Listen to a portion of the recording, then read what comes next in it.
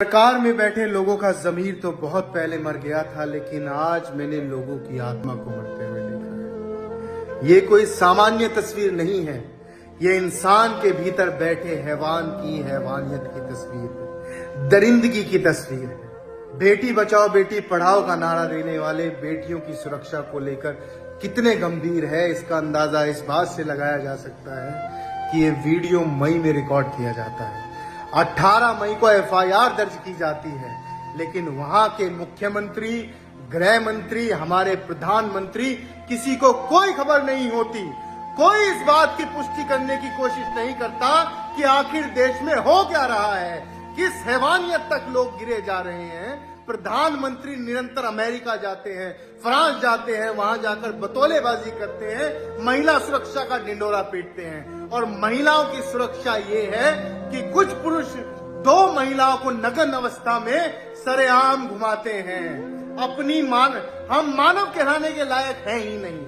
हम विश्व गुरु बनने की बात करते हैं, हम मानव कहलाने के लायक नहीं है। हमारे कर्म, हमारे कृत्य इतने घटिया हो चुके हैं कि विश्व के पटल पर हम मानव कहलाने के लायक नहीं है।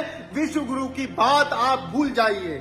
निर्भया के समय भी जितनी दरिंदगी दिखाई जा सकती थी, लोगों ने दिखाई, इसी देश के लोगों ने दिखाई। और एक बार फिर इस प्रकार का दरिंदगी भरा काम करके ये साबित कर दिया कि इस देश के कुछ लोग मनुष्य कहलाने के लायक भी नहीं है। समस्त कांग्रेस पार्टी चीख चीख कर प्रधानमंत्री से पिछले 3 महीने से गुहार लगाती रही, प्रधानमंत्री जी मणिपुर पर बोलिए। आप तो वही है ना जो रशिया और यूक्रेन का युद्ध रुकवा देते हैं, तो अपने राज्य में हिंसा क्यों नहीं खत्म करवा रहे। लेकिन प्रधानमंत्री के मुंह से मां निकला हो, मणिपुर का मां प्रधानमंत्री के मुंह से निकला हो, प्रधानमंत्री मौन रहे और इतने घटिया कृत्य को होते हुए देखते रहे। वहां की सरकार, मणिपुर की भाजपा सरकार कहती है हमें इसका कोई अंदाजा नहीं था कि इस प्रकार के काम हो रहे हैं। अरे तुम्हें अंदाजा किस बात का था?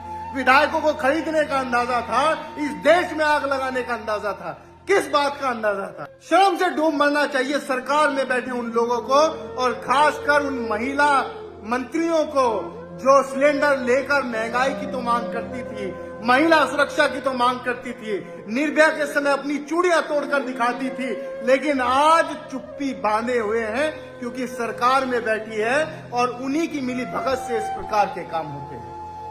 ताज्जुब है, आत्मा इस देश के लोगों की मर चुकी है।